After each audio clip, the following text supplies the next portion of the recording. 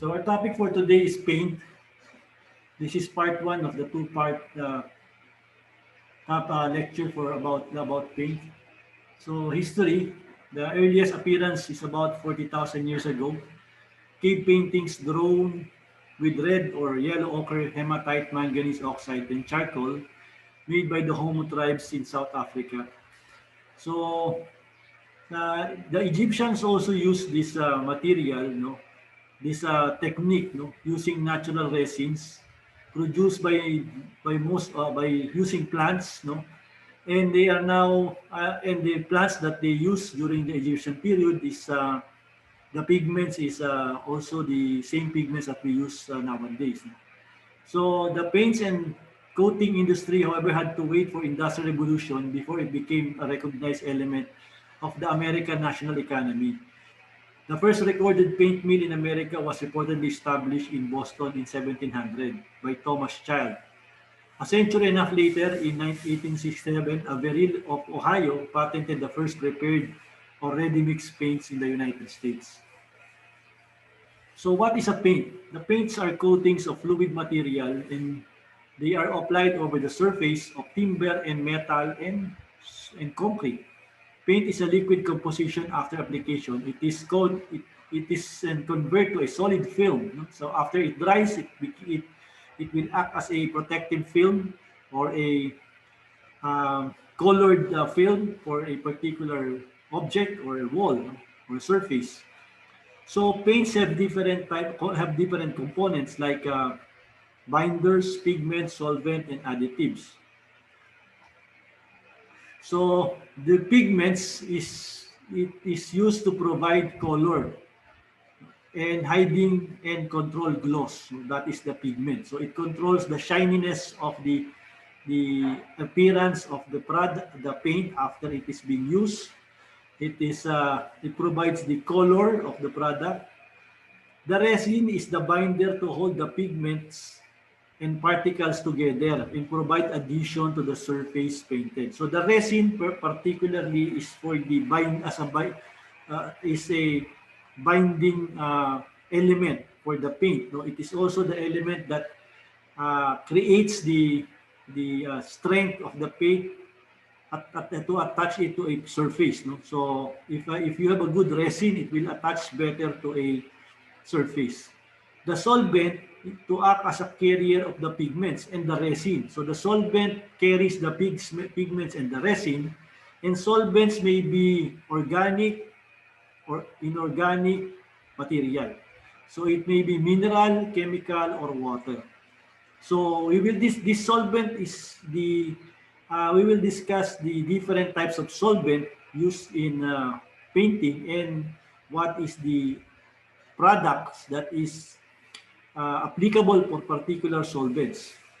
Additives is to enhance certain properties such as to ease in brushing, mold resistance, scuff resistant, drying, and sag resistant. So if there are certain qualities that the paint specifically have, like antibacterial, fragrant paint, or paint that has that you can easily erase things, when you write it on the paint, so that is what you call an additive. You put an additive on the product. So this is the pigment. You can see it is colored. This is the solvent. It is used to dilute the paint. The resin, this is the body of the paint. And the additive, this is what you call the enhancement of the paint, like the scent, okay, or glossiness, or the strength of the paint, specific strength or specific characteristic like antibacterial, antifungal, or doesn't have a virus. Virus cannot attach to it. So those are the additive that's being installed, being added to the paint. So we have different types of paints. We have the oil paint, synthetic, emulsion paint, cellulose paint, varnishes, water paint, and the special paint. So oil paints, these are traditional type having a linseed oil medium. They are respectively termed as primers, undercoats, and finishing coats. This paint is cheap and easy to apply, and it possesses good capacity and low glow. It consists of various coats like the priming coat, finishing coat, and the undercoat. So what is the priming coat? Priming coat is the linseed oil, white lead, a small amount of red lead, and extender white pigment used to increase bulk, prevent sedimentation, and improve spreading. So that is the prime coat. No? The lead base is particularly suitable for external work. Leadless pigments are for internal use. Undercoats is the linseed oil, white lead, and has a high quality drying oil. Another one is the finishing coat, the oil varnish pigments of desired color, and perhaps extenders and thinners. Finishes vary from flat to oil gloss. So this is the different characteristic of the oil-based paint. No? Oil-based paint is more durable, but it takes longer to dry, and cleanup requires turpentine oil or paint thinner or lacquer thinner for its application. Oil-based paints are made with either alkyd or synthetic or linseed natural oil, generally termed as enamel paint, which comes under different varied colors. So the commercial name of the oil-based paint is the enamel. So that is the commercial name. Oil-based paints are durable, but it changes its original color after the year passes. Oil-based paints comes in three finishes: high gloss, satin, and matte. It can be used on walls, ceiling, doors, windows, mosquito mesh, iron frames, furnitures, wooden frames, furnitures, art, crafts, and others. Usually, when paint on iron, a red oxide coat is applied first to protect iron from getting rotten.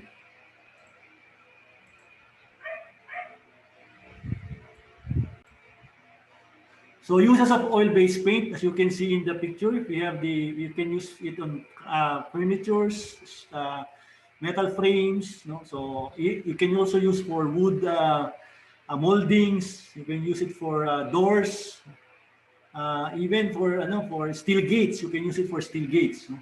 The oil-based paints. No? We also have a synthetic paint. No? The medium for this is a chemical compound. One type is being an oil-modified alkyd resin. So they have the advantage over oil paints in settling more quickly and offering greater durability where corrosion is a danger. So the synthetic enamel also have a better flow and easier to apply. So it's more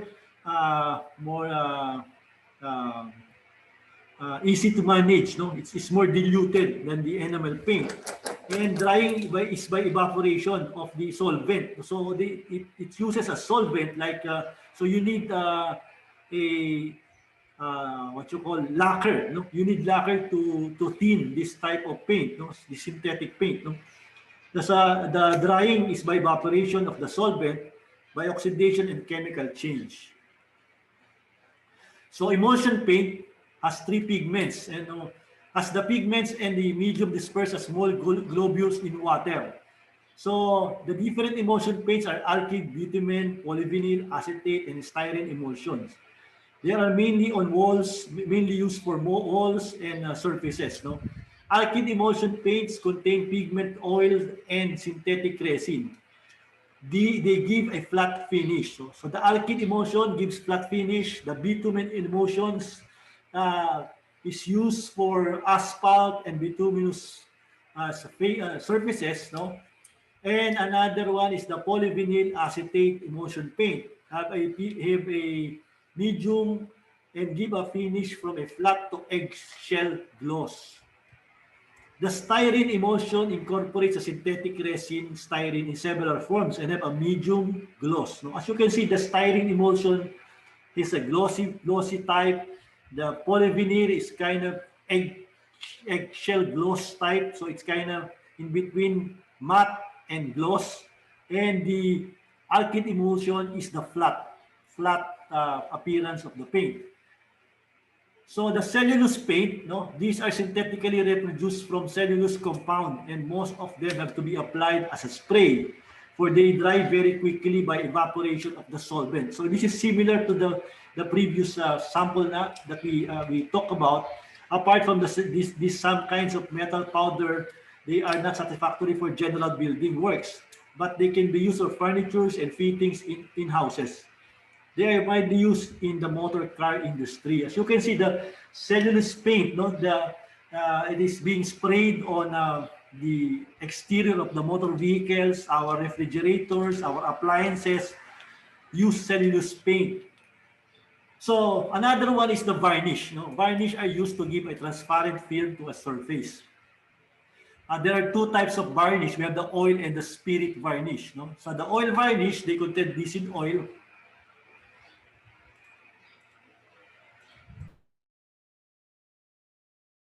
So they contain linseed oil or other drying oils, drier synthetic or natural resins and solvents such as white spirit or turpentine. They dry by evaporation of the solvent and exudation by the oil. The relative proportion of the oil and the resins controls the usage. If the oil is predominant, a more elastic varnish is served for external work. If the solvent is the major ingredient, a high gloss which dries out rapidly is obtained for internal work. Copal varnish is a good quality type of varnish. No? So the spirit varnish, no, is a solution of shellac and spirit resin dissolved in commercial alcohol. So methylated, no, methylated. No? So the spirits are only suitable for internal surfaces like to furnitures. No? So this is only used for furnitures. Polyurethane varnish is a type of resin varnish produce a very durable finish. No? So similar to the other type of varnish, no, this polyurethane is particularly a high traffic, more durable varnish for flooring, for sometimes it's used for handrails, sometimes it's used for the polyurethane paint is used for, or the polyurethane varnish is used for heavy traffic areas that is the material is made of wood. So wood finishes, we have different types of wood finishes. No, it's available in the market from low range to high end to collections as per the customer's requirement. So we have the lacquer finish, the PU or polyurethane finish, the polyester finish or the premium high-end finish, the melamine finish or the medium finish, touch wood finish is the economical type, and the enamel finish is also an economical type of material. So wood finishes, no, so are different from the usual wall paint, and they are formulated specifically for better, for wooden surfaces. Okay, they are better capacity on adhering to wooden surfaces and enhancing the appearance of the wooden textures. These include the sealers, varnish, preservatives, and others.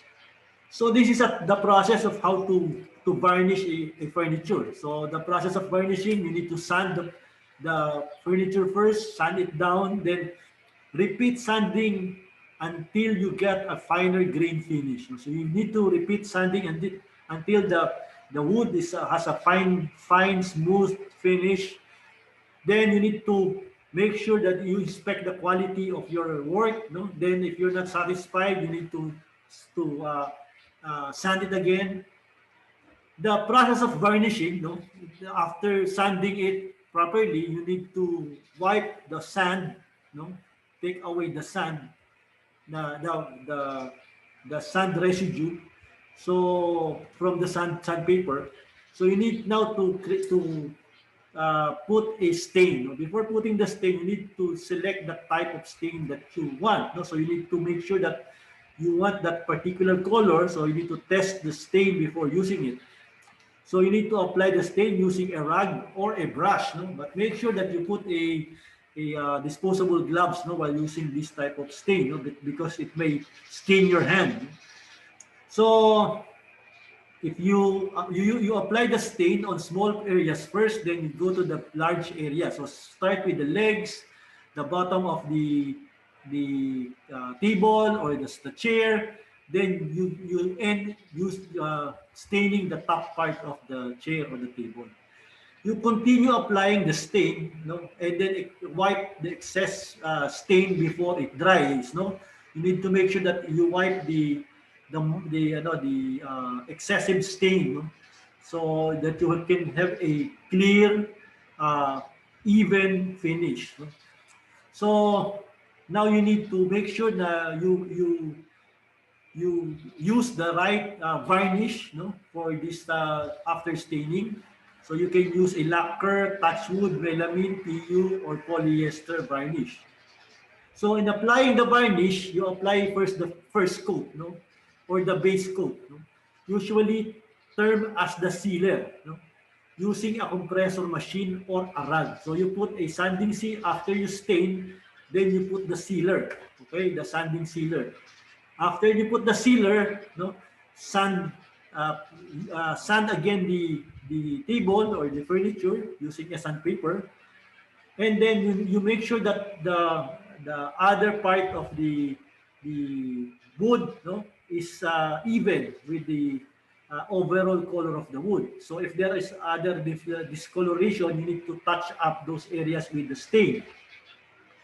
Apply the second coat, base coat, using a compressor machine or rag. No? So you need to apply again the stain if there is a uneven color, or you can apply again the sanding sealer. So after that, you need to you once again you need to match all the colors of the you match all the colors of the parts of the cabinet. Then after you match all the colors, you apply the final top coat of the varnish. No, what type of varnish you want? So you can use a polyurethane. No? So it depends on the quality of appearance that you want to achieve. No, so you can spray it to the furniture. So characteristic of an ideal varnish, when applied to the surface, it should form a thin film of uniform nature. No?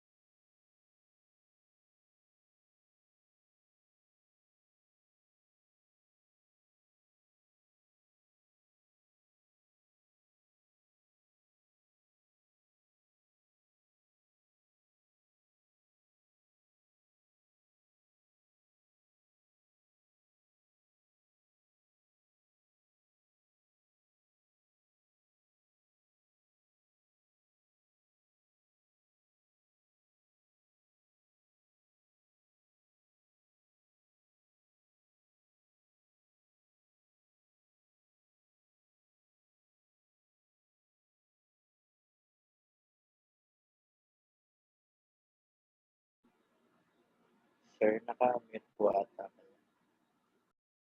So the water-based paint, no, it's a mixture of pigments, binder, dryer, and mainly water. The majority of all paint sold today is water-based. Water-based paints come from a range of cheap to highly expensive luxury qualities. Many categories of water-based paints are easily washable when set and dried. So it is suitable for interior as well as exterior walls. Only water is added before its application process. So the solvent for the paint is water. So require lesser time than oil paints to dry because it's water based, no, and maintains its original color for a longer period of time. So the water based paint, so it's not sensitive to temperature.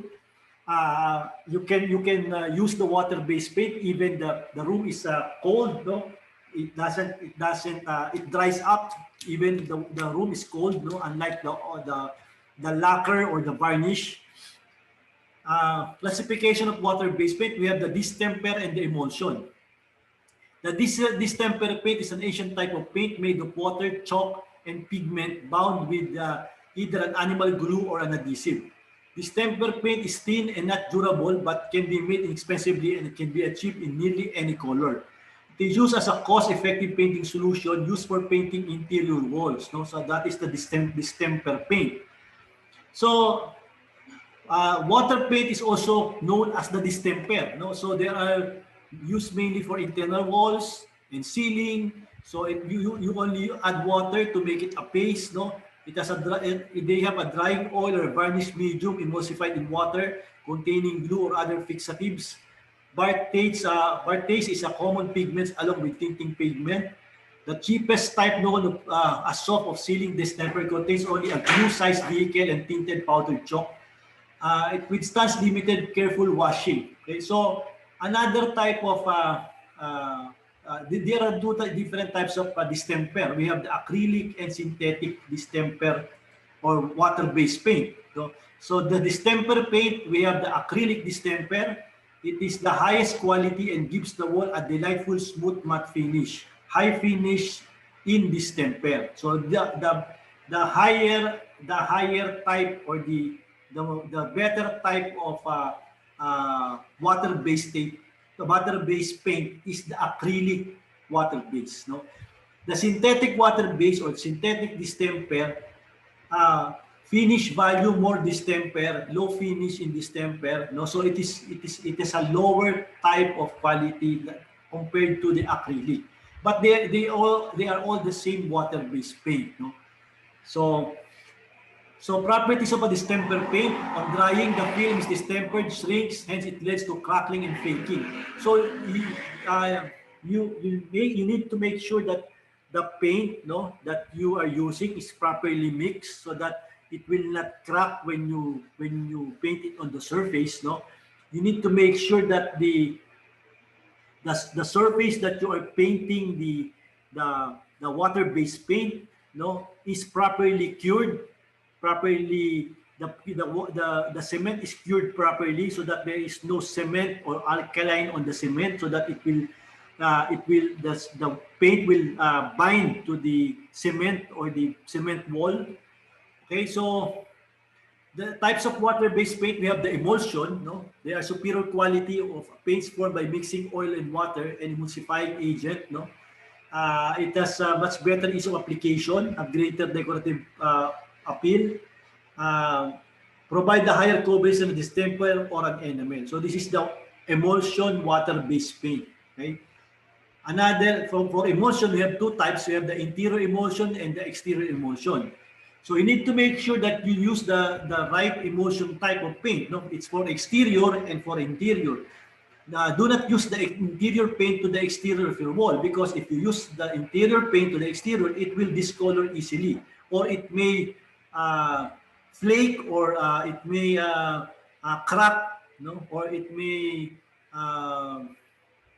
fade. Okay, so interior emulsions, we have different types of interior emulsion. We have the vinyl, the matte, and the satin. The vinyl matte, the satin, and the silk. No, the silk is the most reflective type of emulsion paint. No, so this is the gloss. The vinyl satin is the semi-gloss paint, and the vinyl matte is the flat paint, the flat finish. So if you go to the depots or the hardwares, you can see the commercial name, which is gloss, semi-gloss, and matte finish. They use that not matte, satin, and silk. So that's the commercial name is different. So exterior emulsions, it has a smooth water-based modified acrylic exterior wall finish with silicone additives. No, as you can see, there is what you call a silicone additives. If it's exterior paint, they add silicone on it. No, these paints are used for exterior portion of the building that is exposed to direct sunlight and water. They have additional qualities to withstand the weather condition comes to keep it changing as per season. No, these types of paints are often used in painting building from exterior as well as the use for interior portion of the stairs. So we also have cement paints. Now, cement paints are paints that are particularly for cement heavy traffic purposes. Like it is used for painting garage, stairs, wall partitions. This is a more durable type of paint that can be used for heavy traffic. It seals it protects the concrete from weather, from exposure to weather. So that is this paint is particularly for use for this type of application. So we also have different types of paint: aluminum paints, anti-condensation paints, no? And we have the bituminous paints and the chlorinated rubber paints. No? So chlorinated rubber paints combined with pigments and special thinner. So these rubber paints, no, are commonly used for parking garage, no, large area parking garage, warehouses. Okay, so bituminous paints are used for protecting steel. Anti-condensation paints are used for reducing transfer of heat. Okay, and the aluminum paints contain aluminum powder in quick drying medium. This has a good sealing effect. Okay, so we have also fire-resistant paints. No, these are used to increase the resistance of fire to wood. No, so there is what you call a fire-resistant paint that if you paint it on a wood, the wood will not get on fire easily. The fungicidal paints, these are paints to resist mildew and other fungal attack, useful in humid surroundings. So these paints also are painted to wooden structures, no, to prevent the fungus attacking the wood. Heat-resisting paints incorporated special varnish and pigments which do not discolor on heating. So these paints do not discolor on heating. So this type of paint is heat-resistant. Imitation stone paint, so it imitates the natural stone. So there are paints that can imitate the natural stone. Okay, so texture paint, this contains different powder and pigments with glue, so it can create a texture. So that's what they call texture paint. So if a paint creates texture like honey finish, no, corduroy finish, those paints are with glue on it, no, with pigments with glue. And another is the wood stains. No? It consists of various shades in oil, spirits, and water medium. There are wood stains that is water-based. There are wood stains that is spirit-based or lacquer-based, or there are wood stains that are oil-based. Okay? So in painting a house or a building, it is very important that you use the proper shade of color that you want. No? So if you select a particular color, you need to make sure that the mixed color that you use is all have the same shade in all the cans that you will use. No, if in case that you will be painting a 300 square meter building, you need to make sure that the batch color is all the same. So how can you achieve this? You need to make sure that your paint is machine mix and it is mixed by a accredited mixing. Sometimes it's a computer, or sometimes it's a they have measuring cups to measure this particular shade of color, and this mixing and formulation of color is being done on a factory or a shop. Okay, so you need to make sure that this is properly measured. The pigments are all the same and it's in one batch. So you can also ask your suppliers to mix paint for you in a particular shade. Okay, so if you want a particular shade of green, you just show the green swatches to the supplier and they will produce the green color that you want. On how many gallons or how many liters do you prefer to have it, okay, for you to paint a particular building. So we are avoiding the patches of different colors. That is why we specify, or we want to use the same shades of color that we want all over the building or over the wall that we are painting. Okay, so